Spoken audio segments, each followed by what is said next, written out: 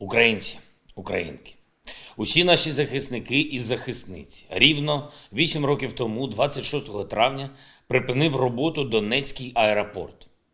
Досі збереглось повідомлення про це. Увага! З 7 ранку аеропорт Донецьк тимчасово призупиняє обслуговування рейсів. Про відновлення роботи аеропорту буде повідомлено додатково. Того дня, мабуть, ніхто взагалі не передбачав, як будуть розвиватись події на Донбасі протягом цих років. А потім і у всій Україні після повномасштабного вторгнення. Ніхто не передбачав, наскільки і як затягнеться слово «тимчасово» в цьому оголошенні про зупинку аеропорту. Але і того дня, і в будь-який день потім, і сьогодні можна впевнено сказати дві речі. Перше, Україна завжди буде незалежною державою, і її не зламати. Питання лише в тому, яку ціну доведеться заплатити нашому народу за свою свободу, а Росії за цю безглузду війну проти нас. І друге, катастрофічне розгортання подій все ж таки можна було би зупинити, якби світ поставився до ситуації в Україні як до своєї ситуації. Якби сильні світу цього не загравали з Росією, а реально натиснули заради припинення війни. Ось просто погляньте на ситуацію зараз. Скільки вже тижнів Європейський Союз намагається узгодити 6-й пакет санкцій проти Росії, поки вона отримує від європейців майже по мільярду євро на день за постачання енергоресурсів. Звичайно, я вдячний нашим друзям, які просувають нові санкції, але звідки взялося стільки могутності у тих, хто блокує 6-й пакет? Чому їм досі дозволено мати стільки могутності, зокрема і у внутрішньоєвропейських процедурах? Скільки вже тижнів світ не наважується заблокувати російську банківську систему? Усі банки без виключення, щоб позбавити агресора можливості фінансувати не тільки війну проти нас, але й політику створення розколів і криз повсюди у світі. Скільки вже часу ми боремося, щоб Україні надали всю зброю, яка необхідна, щоб змінити характер боїв і почати рухатись швидше і більш впевнено до вигнання окупантів. Всю зброю, включно з МЛРС, з тими системами, які реально необхідні, щоб зупинити цю агресію. Ми впевнені, що завдяки нашим зусиллям ми все ж таки будемо почуті. За час з 26 травня 2014 року і тим більше з 24 лютого цього року і по сьогодні було безліч можливостей у тих, хто дійсно має для цього силу, щоб поставити крапку і сказати: тепер Росія справді відчує повну ціну за те, що вона робить проти України, проти європейської єдності і проти свободи як такої. Теперішній наступ окупантів на Донбасі може зробити цей регіон безлюдним.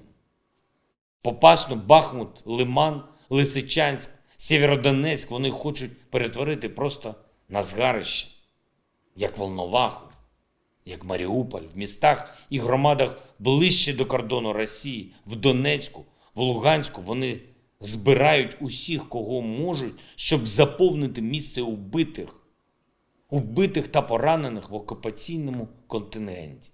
Усе це, включно з депортацією наших людей і масовими вбивствами цивільних, очевидна політика геноциду, яку здійснює Росія.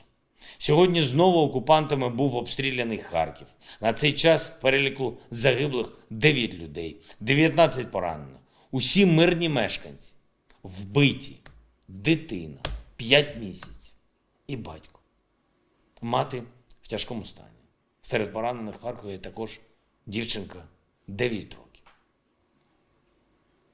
Знову ракетні удари, Сумщина, знову таки Донбас, знову значна активізація артилерії окупантів в Запорізькій області, знову їхні намагання вгризатися в землю на півдні країни. Тиск на Росію – це буквально питання збереження життів.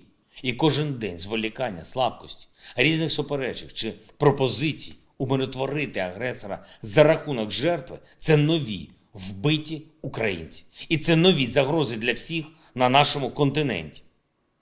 Звернувся сьогодні до парламенту і народу Латвії. Подякував за допомогу, яку Україна отримала, зокрема оборону. І за ту допомогу, яку латвійська держава і латвійський народ надають зараз. Якби у всіх у світі була така ж рішучість в захисті нашої спільної свободи, як у Латвії та інших партнерів, які не вагаються, то просто не було б усього того зла, яке російська держава наробила в Україні, в Європі, у світі. Говорив сьогодні з прем'єр-міністром Нідерландів Марком Рютте. Проінформував про ситуацію на полі бою, про посилення активності окупантів. Обговорили, як можна адекватно посилити спроможність України оборонятися і відбивати ці атаки. Підписав новий указ про нагородження наших героїв. 180 військовослужбовців Збройних сил України відзначені державними нагородами, з них 28 посмертно. Загальна кількість нагороджених станом на цей день вже більше 16 тисяч, якщо точно 16 тисяч 44 за 92 дні. Але зрозуміло, що подвигів і звитяг наших оборонців в сотні й сотні разів більше. Я вдячний усім, хто тримає оборону, хто допомагає армії і всім нашим захисникам і захисницям. І наостанок, зазвичай цими днями у травні ми відзначаємо останній дзвоник у школах і вітаємо хлопців і дівчат із початком нового етапу в житті.